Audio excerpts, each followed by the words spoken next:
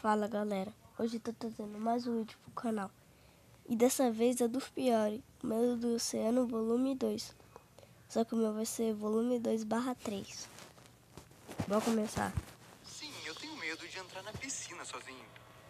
Assim como ir à praia sozinho.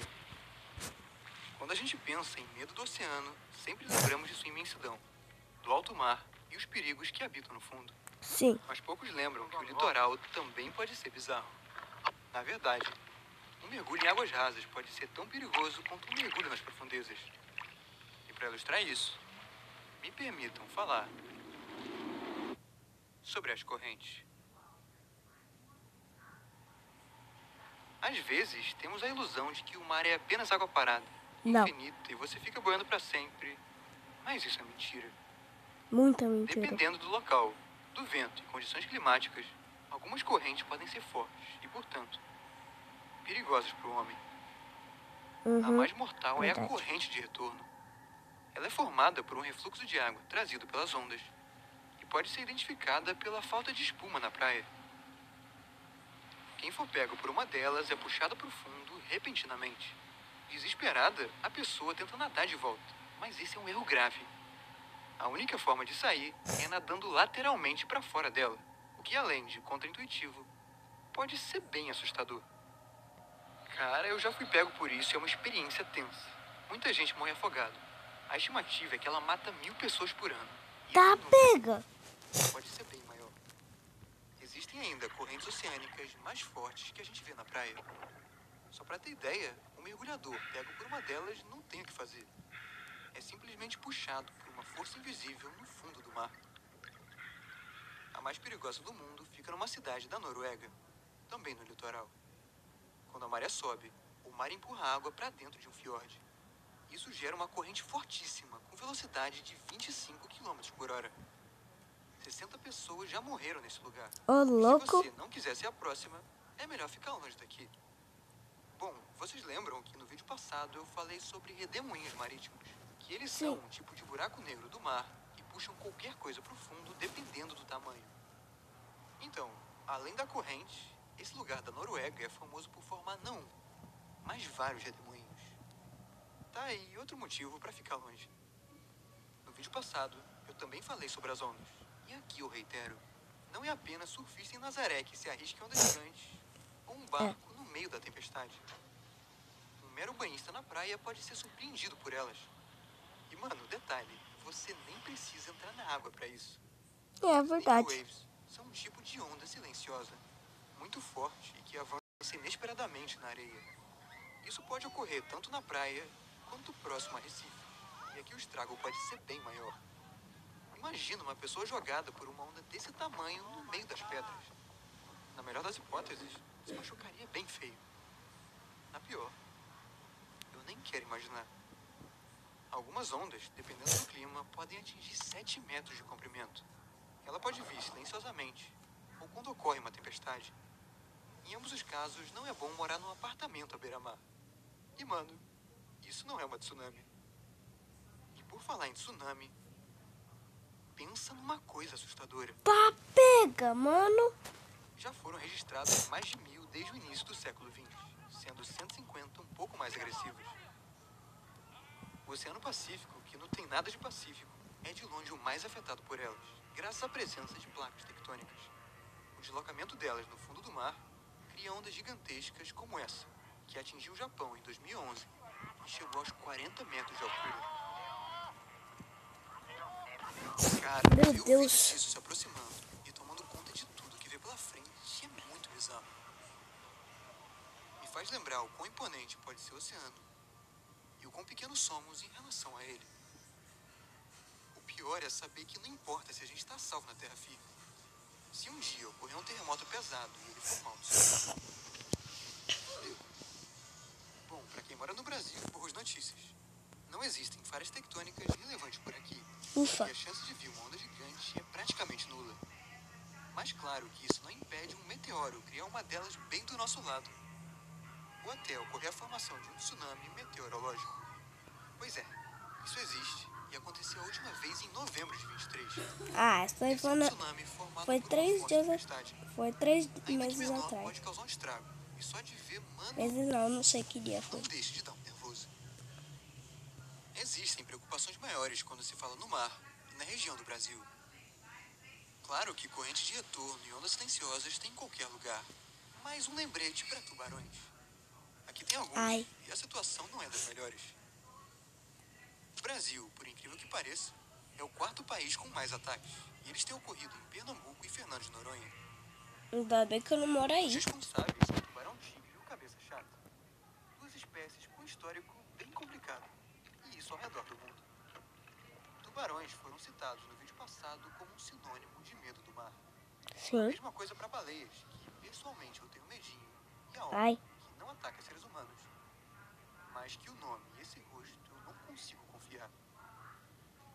Obviamente, tem muito mais animal assustador e perigoso por aí do que a gente imagina. O mais louco é que não precisamos ir tão fundo. Os animais das profundezas são sim bastante bizarros, mas não ignoremos os que ficam mais perto de nós. O Povo gigante do Pacífico. por exemplo, não é nada bizarro e nem perigoso. Mas o fato dele chegar a 9 metros me faz pensar que é o filhote do Kraken. O tamanho e os longos tentáculos me lembram água-viva juba de leão. Uma água-viva maior que um ser humano. A enguia-lobo é um ser demoníaco de 2 metros de comprimento. Caraca. No fundo, assim como em águas rasas. A lampreia é outro bicho saído do inferno, conhecida por ser o vampiro do mar. Ela se prende em outros peixes para sugar o seu sangue e pode fazer o mesmo com um ser humano nadando na superfície.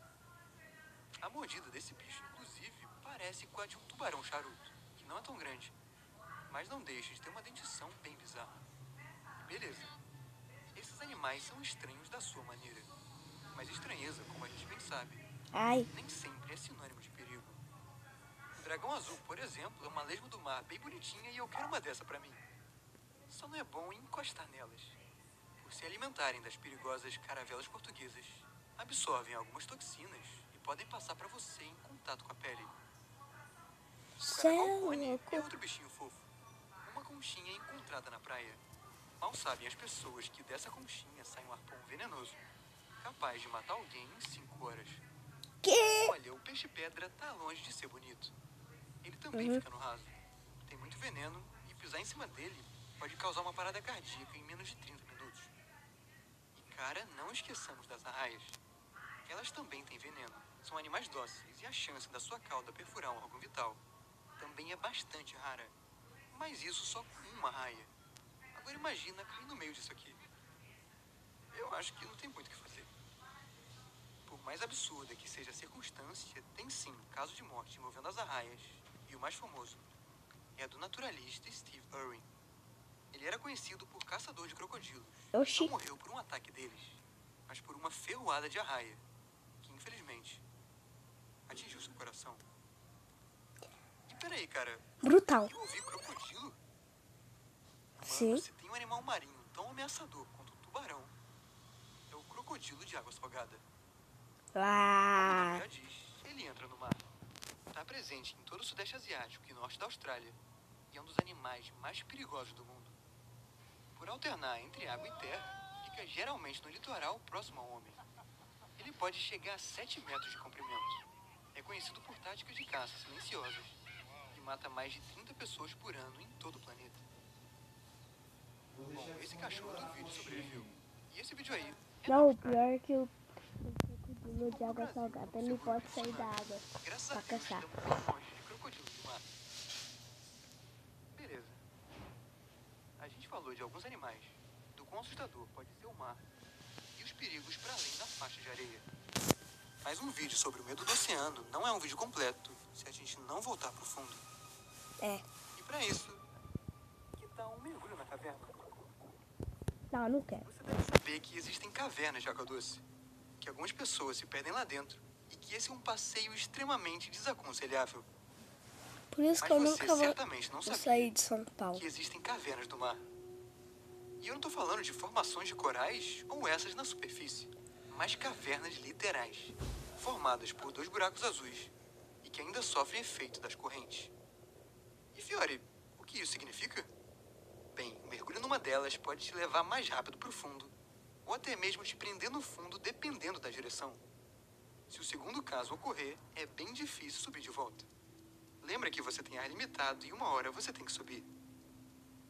Se isso ainda não é assustador, relaxa, porque eu nem falei da claustrofobia. Ah, não, vai falar de Talassofobia é outro o nome lugar. que se dá ao medo que sentimos pelo mar. Agora, quando ele se junta com o medo de espaços apertados, aí o negócio vai ao extremo. O mar é excelente em combinar com várias delas, e exemplos não faltam. A mecanofobia, por exemplo, é o medo de máquinas ou objetos mecânicos estáticos, o que é meio aleatório. A submecanofobia é isso, só que embaixo d'água. Então encontramos figuras feitas por humanos, agora soterradas no oceano. Algumas fotos disso aí conversam com a megalofobia, o medo excessivo por objetos gigantes. Cara, No se eu mar é botar geralmente espaço. representada por navios e animais de tamanhos um pouquinho grandes. Tem também a botanofobia, o medo de plantas um pouco mais palpável no fundo do mar. E claro, a abissofobia, o medo de precipício ou abismos, também bastante notáveis. Mano, o que me parece é que qualquer coisa colocada no mar piora 20 vezes mais, sem sacanagem. Peguemos Verdade. como exemplo casos de fantasma. Sim, fantasma, que assombra casas e pessoas na terra firme. Se a gente juntar ele com o oceano, o resultado disso é um fenômeno muito interessante e também um pouco perturbador. Com vocês, É. navios fantasmas. Existem dois tipos de navios fantasmas. O tipo que é encontrado à deriva e com a tripulação misteriosamente sumida. E o tipo de navio das histórias de terror, que já afundou, mas vez ou outra aparece navegando por aí, como se isso nunca tivesse acontecido. Meu Deus. Mary Celeste foi um navio mercante americano encontrado à deriva em 1872. Ele saiu de Nova York com destino à Itália. Tinha uma tripulação pequena de 10 pessoas, incluindo o capitão, sua esposa e filha de 2 anos. Bom, ele nunca chegou no destino. Como eu disse, foi encontrado à deriva, com a vela içada, sem o barco salva-vidas e ninguém a bordo. Nenhuma das pessoas jamais foi encontrada. 49 anos depois, outro navio americano desapareceu, só para mais tarde ser encontrado vazio, também sem a sua tripulação. Oxi. Ele foi achado na costa leste dos Estados Unidos. E detalhe, durante a viagem, teria passado pelo Triângulo das Bermudas. E aqui que o negócio fica tenso. O holandês voador já entra no cenário sobrenatural. Ele teria sumido ou afundado em 1680, depois de atravessar o turbulento Cabo da Boa Esperança. No passar da história, teria sido avistado diversas vezes, como pelo rei da Inglaterra, Jorge V, em 1881, por uma tripulação alemã durante a Segunda Guerra, e por 100 nadadores que descansavam numa baía da África do Sul, em 1939. Será que as 100 pessoas mentiram? O último caso e o mais bizarro é do Orang Medan, um barco que teria sumido na Malásia por volta dos anos 40, e ao qual uma embarcação próxima detectou a seguinte mensagem. Abre aspas. Nós flutuamos. Todos os oficiais, incluindo o capitão, estão mortos na sala de mapa e na ponte. Provavelmente toda a tripulação morreu também. Eu morri. Fecha aspas. Depois da estranha mensagem, foram checar o navio só para encontrar a tripulação morta com dentes arreganhados, cabeças viradas ao sol e expressões de terror tomadas no rosto. Por um lado, dizem que o caso é real, que a tripulação foi atacada por piratas ou sufocada por produtos químicos. Não. Por outro, falam que o caso é falso e que não há registro que esse navio existiu. Seja lá qual for a verdade, a história não deixa de ser bizarra. Tem algo muito perturbador em navios fantasmas. Mesmo que seja a carcaça de um navio à deriva ou um caso de navio assombrado navegando no mar. Essas fotos em preto e branco me dão um gatilho. É aterrorizante pensar que no início de uma viagem tinham pessoas no barco e que no final dela só restou o barco. Para onde elas Oxi. foram? Será que caíram no mar? Será que foram raptadas por piratas? Ou será que foram atacadas por um monstro marinho? Agora eu vou começar. Bom, hoje em dia temos motivos para acreditar que não existem monstros marinhos. Mas em Mas tempos sim. atrás, o homem não sabia nada sobre o mar. E por isso o constante medo em ser devorado por algo misterioso, perigoso e bem maior que o navio.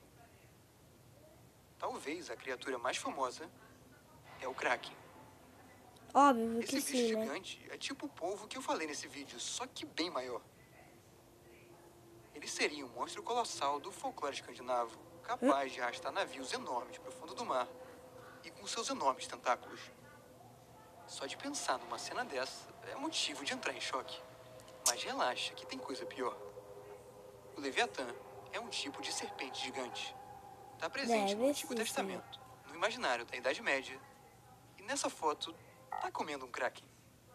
Mano, isso aqui é muito grande. Quase ninguém supera o Leviatã. Ele brinca muito com a megalofobia em questão de tamanho. E pra mim, Tá, só pega. tem um que bate de frente. Essa é uma criatura japonesa, conhecida por amaldiçoar O navios, Mibuzu. por afundá-los com uma só mão, e que certamente enfrentaria o Leviatã. Bom, escreve aí embaixo quem você acha que ganha, mas fato é que numa luta, o ser humano perderia pra qualquer criatura. E o mendigo mostra um marinho gigante. Pode colocar, sei lá, mano, uma sereia na frente. Um tubarão. Crocodilo de água salgada. Ou um bichinho azul bonitinho de 5 centímetros. Pode mergulhar no fundo do mar, numa caverna ou na praia. Não tem diferença. Frente ao oceano, o ser humano vira um pequeno grão de areia. Resta pra nós aceitar esse fato e manter a nossa areia na praia. Não no fundo do mar. É. Lá já tem bastante. E você Perigo. não vai querer aumentar esse número.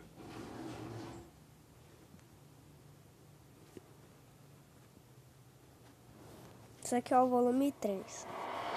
Que eu vou assistir. Depois de enfrentar o medo do mar e falar de animais terríveis que existiram na Terra, chegou a hora de voltar mais uma vez pro fundo. De novo pros mitos, lendas e seres que assolam o nosso imaginário. O ser humano, inventivo e assustado como é, já imaginou coisa bem pior que o Megalodon, o Leviatã e o colosso Gramaha do vídeo passado. Nesse vídeo eu separei criaturas ainda mais bizarras e que, se existissem em algum lugar no oceano, trariam consequências aterradoras. Mas antes de falar sobre elas e aumentar bastante a escala, comecemos por uma figura clássica do mar. Bem menor, mas mais obscura que você imagina. Uau. Me fala É aí. impossível falar sobre criaturas lendárias do mar se não falarmos de sereias. Seria Elas coisa são de seres criança. mitológicos presentes em diversas culturas, Ou coisa de bebê. principalmente as próximas do mar. Na versão original cantavam e eram conhecidas por seduzir marinheiros com a sua beleza. Mas ela é bem pior que isso. É estimado que, se existisse em algum lugar, sereias estariam mais por um humanoide bizarro, tipo esse na tela, do que uma mulher em corpo de peixe. Elas não teriam cabelo por causa do contato com a água. Teriam escamas no lugar da pele, criados para se alimentar. O que significa que comeriam carne e possivelmente seres humanos. O corpo de mulher em várias culturas seria uma armadilha para sua verdadeira forma, além do sinônimo de mau presságio. Ver uma sereia numa viagem de mar era prenúncio de tempestade e de que seu barco, inevitavelmente, iria afundar. Esse tema é bem abrangente. Se vocês quiserem, eu trago um vídeo só para sereias, com supostas aparições e o terror real que representam. Mas por agora, seguimos no vídeo e lembremos que ele é só um cenário hipotético. E um cenário onde você dá de cara com uma coisa cara, dessa você de novo. é terrível. Outro ser em corpo de mulher, só que mais bizarro, é a Scylla.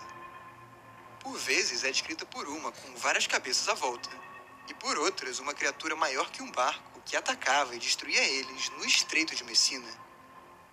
Quem ousasse atravessá-lo podia dar de cara com ela, e se passasse um pouco mais longe, também estava ferrado. Do outro lado do estreito habita mais um ser demoníaco, a Caríbdis. Se um dragão de várias cabeças é tenso, imagina um redemoinho ambulante. Uma força ou vórtex que emerge do mar e suga tudo para dentro. Pior ou igual a isso é a versão da Scylla, em Godzilla. Sim, existe uma criatura no universo do Godzilla inspirada por ela, pelo menos no nome. Ao contrário da forma de dragão, ela é um cefalópode. Um parente das lulas de 100 metros de altura, que na história se alimenta de radiação e que o rosto claramente foi inspirado pelo Cthulhu. Ah, No vídeo passado, vocês falaram que eu esqueci do Cthulhu. E de fato, quando se fala em é o oceano e Cthulhu criaturas do abismo, ele destruindo não mais pode uma faltar. coisa que está programando Começa porque ele habita a região do mar. Ponto Nemo, o lugar mais isolado do planeta, também conhecido por cemitério de foguete. Esse lugar é tão inóspito que o lixo espacial vai direto para lá. E não só lixo, mas como o Cthulhu, uma entidade também do espaço que estaria lá no fundo, numa cidade fictícia. Por ser uma criatura cósmica, ninguém sabe ao certo a forma original ou seu tamanho. Tem versões que variam de 30 a 150 metros. Em um chamado de Cthulhu, ele teria o tamanho de uma montanha, o que pode ser por aí, ou quem sabe 8.000 metros, tal como o Everest. Se tratando de um ser cósmico disforme, o tamanho é a última coisa que a gente vai saber. Mas só de pensar em algo assim, adormecido no fundo do mar, aterroriza qualquer pessoa. Pois é, cara, a gente foi de 880 muito rápido. Começamos Oxi. o vídeo com sereia e subimos a escala para seres maiores. Não é É por verdade, aqui agora que que eu vamos a entendi. partir de agora. Se fechamos o primeiro vídeo com um bicho que passa dos 600 metros, o tamanho começa a perder referência. Com isso aqui.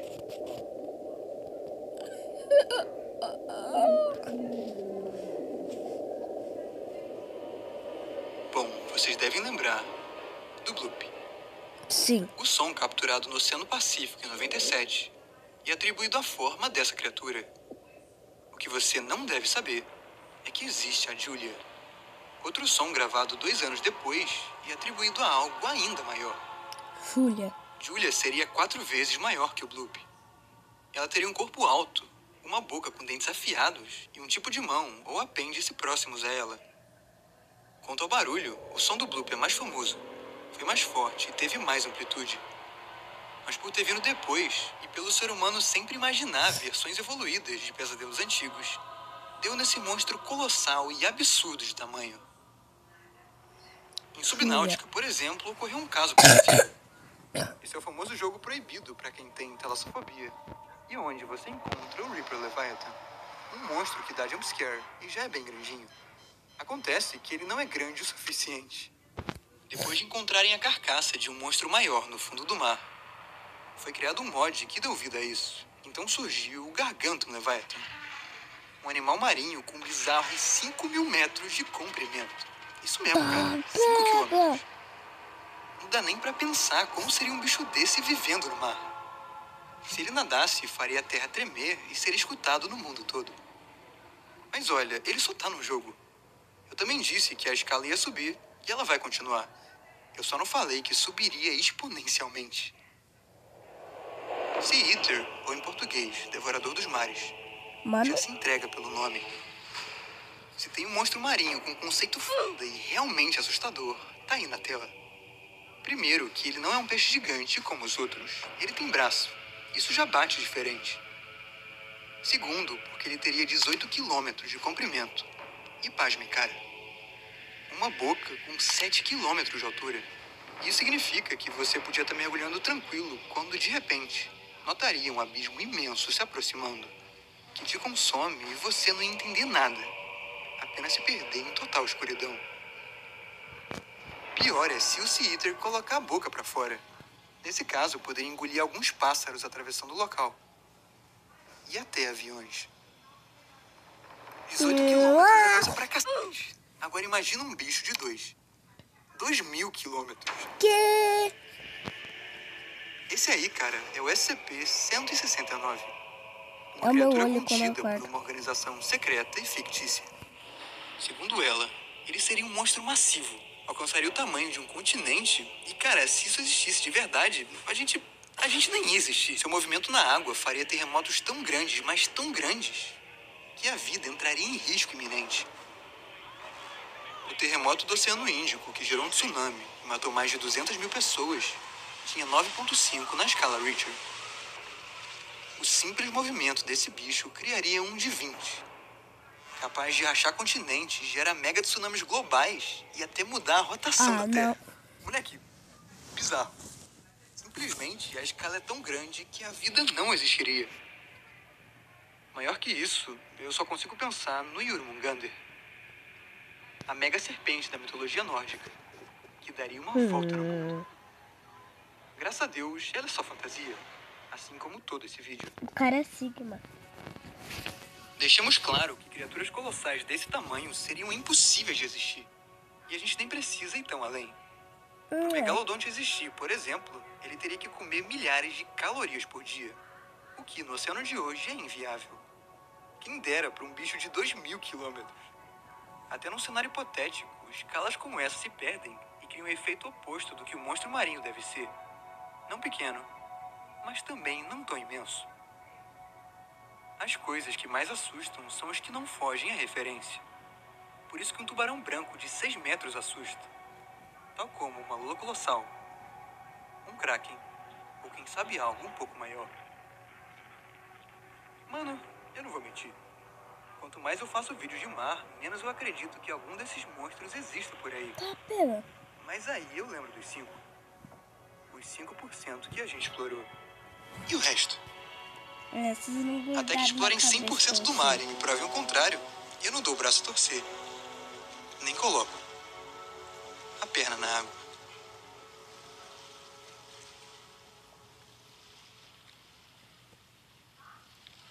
Ok, tchau, galera.